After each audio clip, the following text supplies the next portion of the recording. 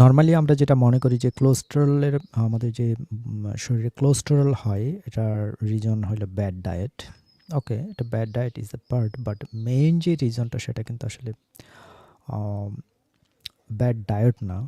Bad diet না, এটা আসলে আমাদের যে ব্লাড লাইন কিংবা অ্যানসেস্ট্রি যে লাইনটা, আমাদের যে পূর্বপুরুষদের যে ধারা সেটার সাথে এটা কানেক্টেড। এটার উপরে একটা স্টাডি আছে, আমি সেটা বলবো, এবং এটার উপরে যে ইমোশনাল যে রিজনিংগুলো আছে আমি সেটা দেখাচ্ছি যে রিজনিংগুলো কি। আমি এক এক করে ইংলিশে পড়ে শোনাচ্ছি, দেন আমি এটা বাংলা পড়ে বলতেছি। Cholesterol, high cholesterol. Let's start by defining what cholesterol.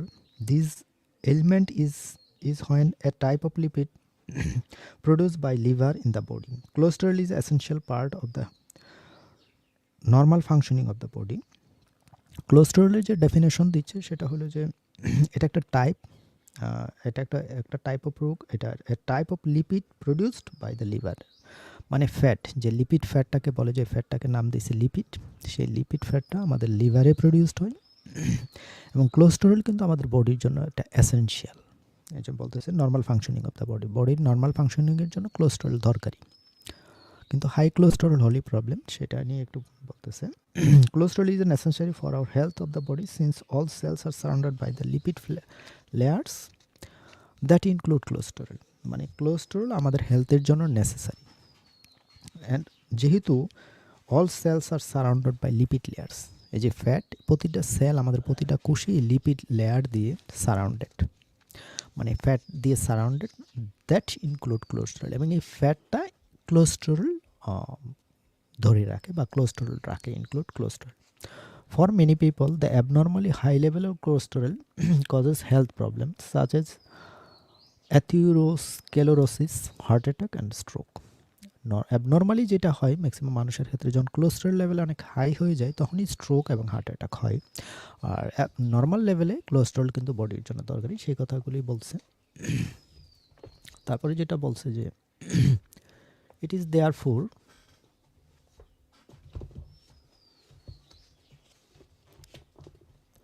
it is therefore causes important to assess what the cholesterol causes that can threaten people's health. এটাকে ইম্পর্টেন্টলি অ্যাসেস করা দরকার যে কোলেস্টেরল মানুষের হেলথের উপরে অ্যাটাক করে। Sorry, now the question is, do some people develop high cholesterol who has a bad diet and others who also have a bad diet do not develop cholesterol? আমরা তো মনে করি যে আসলে ব্যাড ডায়েটের কারণে কোলেস্টেরল হয়, কিন্তু কিছু মানুষ আছে যাদের ব্যাড ডায়েটের কারণে কোলেস্টেরল হয়, আবার কিছু মানুষের ব্যাড ডায়েটের কারণে কোলেস্টেরল হয় না। তাহলে তো অনলি ব্যাড ডায়েটকে মানে মেইন রিজন ধরা যায় না।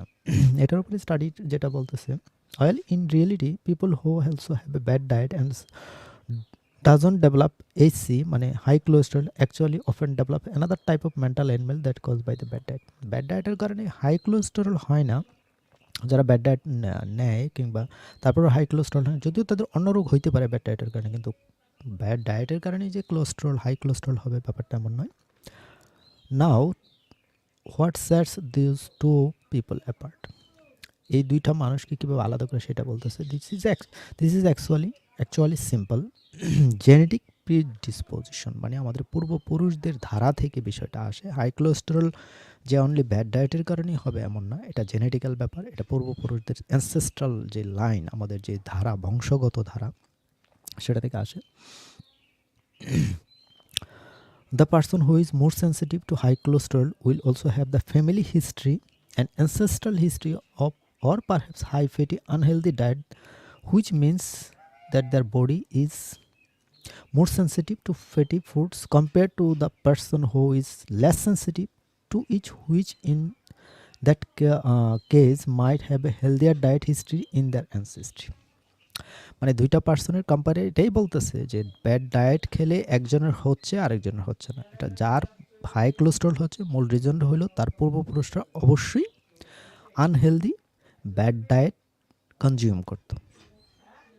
যেহেতু আনহেলদি ব্যাড ফ্যাটি ডায়েট, বিশেষ করে ফ্যাটি আনহেলদি মানে ফ্যাট চর্বি জাতীয় খাবার তারা বেশি খেত তার পূর্বপুরুষ, তাদের হাই কোলেস্টেরল সেন্সিটিভিটি বেশি। যদি সে ব্যাড ডায়েট কনজিউম করে এবং তার পূর্বপুরুষরা এই আনহেলদি ফ্যাটি ব্যাড ডায়েটের সাথে কানেক্টেড ছিল, সেই মানুষের হাই কোলেস্টেরল হওয়ার বেশি চান্স সবচেয়ে বেশি। আবার আরেকটা মানুষ ব্যাড ডায়েট নিচ্ছে, খারাপ খাদ্য খাচ্ছে, কিন্তু তারপরও হাই কোলেস্টেরল না হওয়ার কারণ হলো তার পূর্বপুরুষরা এই আনহেলদি ফ্যাটি ব্যাড ডায়েটের সাথে কানেক্টেড ছিল না। Now let's look at the psychosomatic patterns behind high cholesterol.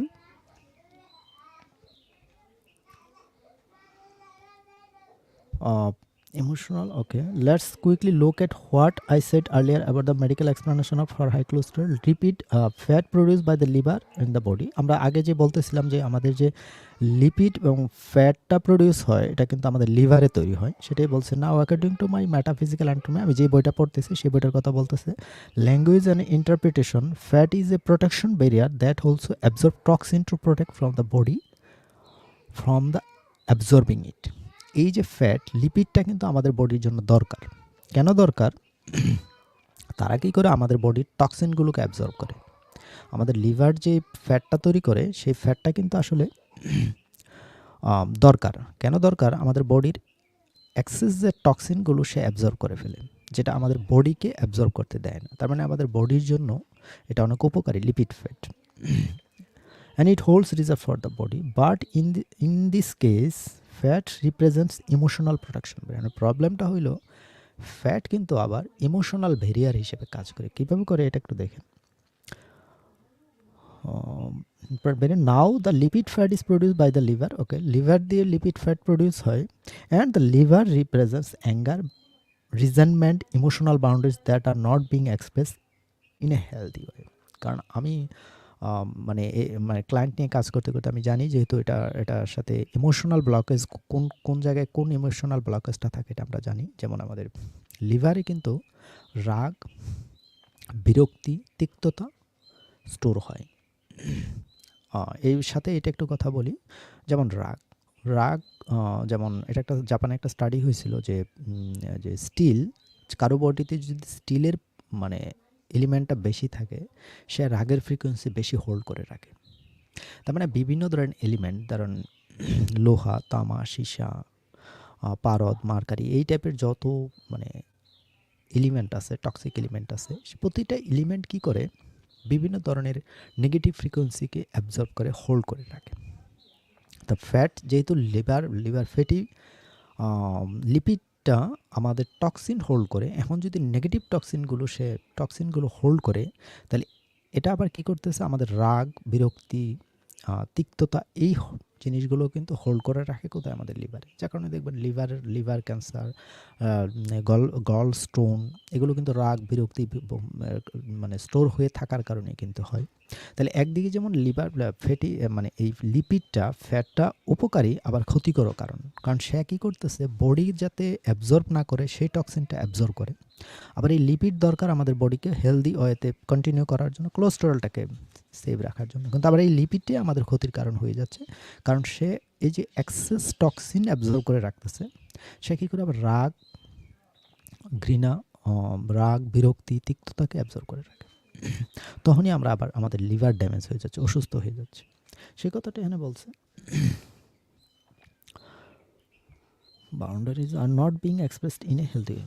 Now high cholesterol also affect heart and cause a stroke. আমাদের হাই কোলেস্টেরল হলে অবশ্য হার্ট অ্যাটাক হয় এবং আমাদের স্ট্রোক হয়, স্ট্রোক হয়। In a metaphysical anatomy language, identity and safe place and space within our household while growing up. Identity ক্রাইসিসও ভোগে মানুষ যখন যে পরিবারে জন্মগ্রহণ করে, সে যখন আপব্রিঙ্গিং হয়, বড় হয়ে ওঠে, ওইখানে তার আইডেন্টিটি ক্রাইসিস হয়, কারণ কেউ স্পেস পায় না, প্লেস পায় না। এটা নিয়ে একটু কথা বলতেছে। এটা বলছে দেয়ার privacy was not respected and they didn't have the healthy opportunity to practice and establish what other boundaries were. তারা তাদের যে প্রাইভেসি মানে রেসপেক্টেড হয় না। ম্যাক্সিমাম পরিবারে এই জিনিসটা হয় না, যে প্রতিটা মানুষের প্রাইভেসি এবং তার প্রতিটা মানুষের একটা বাউন্ডারি থাকে, তার ইমোশনাল লেভেল থাকে, তার মেন্টাল যে তার ওপিনিয়ন থাকে, বিলিভ থাকে, সেই বিলিভগুলোকে কিন্তু রেসপেক্ট করা হয় না, সে তার বাউন্ডারি লাইনটা পায় না। হ্যাঁ, পরিবারে কিছু ইনফ্লুয়েন্সিয়াল পার্সন থাকে যারা আসলে বাকি পরিবারের প্রতিটা মানুষকে কন্ট্রোল করে, এটা অ্যাবিউজের মাধ্যমে, অ্যাটাকের মাধ্যমে, ফিজিক্যাল এবং ভার্বালি অ্যাটাকের মাধ্যমে এটা করে। যখন এই রেসপেক্টগুলো করা হয় না পরিবারে, সেটাই বলছে।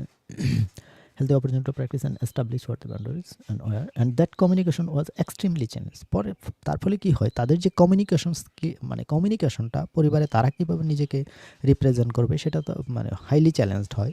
আর নিজেরা নিজেদেরকে নিজেদের মতামত প্রকাশ করতে পারে না, নিজেদের ভালো লাগা মন্দ লাগাগুলো রিপ্রেজেন্ট করতে পারে না, কারণ পরিবারে ম্যাক্সিমামই একজন ইনফ্লুয়েন্সিয়াল পার্সন থাকে। সেটাই বলছে, তখন তাদের এই যে কমিউনিকেশনটা extremely challenge. If anything communication conflict disruption is stress to them. Okay, because cholesterol is also found in the blood, confirms once again that there is a lot of stress associated with the communication for the person who has the condition. যে পরিবারগুলোতে এই disruption থাকে, stress থাকে এবং communication কনফ্লিকশন থাকে, একজন আরেকজনের সাথে নিজস্ব মতামতগুলো শেয়ার করতে পারে না, তাদের যে ভালো লাগা মন্দ লাগা এবং তাদের যে বিলিভগুলো, ভ্যালুসগুলো, কারণ একজন সব কিছুকে ডমিনেট করে, যার কারণে বাকিরা তাদের কমিউনিকেশনের গ্যাপ হয়ে যায়। সেই মানুষগুলোর ব্লাডে কোলেস্টেরলের পরিমাণ বেশি দেখা যায়। সেটাই বলছে blood confirms there is a lot of stress associated with the communication. প্রচুর কমিউনিকেশনের স্ট্রেস থাকে, যার কারণে তাদের এটাই বলছে blood confirms once again cholesterol, because cholesterol was found in the blood. ব্লাডে প্রচুর কোলেস্টেরল পাওয়া যায় এবং এটা অনলি হয় পরিবারের স্ট্রেস, ডিসরাপশন এবং কমিউনিকেশন গ্যাপ থাকলে।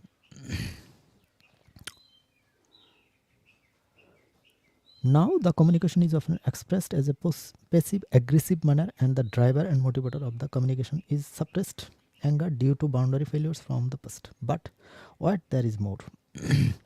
And I acknowledge that you might think that many people have these emotional issues. However, for people this condition, these issues are much more dominant than their other emotional issues. If you are challenged by high cholesterol, then you seem to block by love and joy from flowing into your life.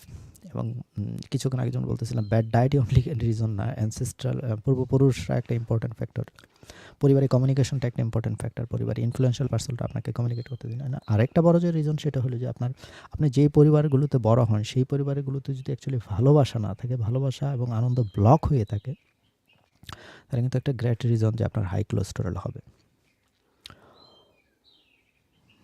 তারপরে বলছে due to fear of rejection you often travel communicating with needs or truths to others. এই যে rejection হওয়ার, অধিকাংশ মানুষের পরিবারে reject হয়, চাকরিতে রিজেক্ট হয়, অফিসে রিজেক্ট হয়, বিভিন্নভাবে রিজেকশনের যে ভয়, যে আমি এই কথাটা বলবো, আমি এই জিনিসটা নিজস্ব মতামত প্রকাশ করবো, এটা রিজেক্ট হবে, এই যে ভয়,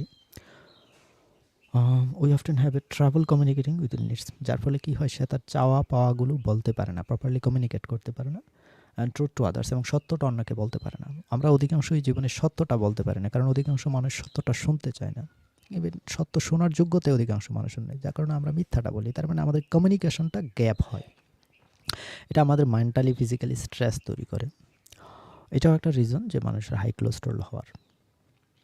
When you are expressed any dislike in the past, you are often subjected to punishment. এবং অধিকাংশ হয় যে কেউ যদি তার ডিসলাইক মানে এক্সপ্রেস করে যে আমি এটা করতে চাই না, এটা আমার ভালো লাগে না, তখন অধিকাংশ সময় পরিবারগুলোতে কী হয়, তাদেরকে শাস্তি দেওয়া হয়, পানিশমেন্ট দেওয়া হয়, বিশেষ করে বাচ্চাদের।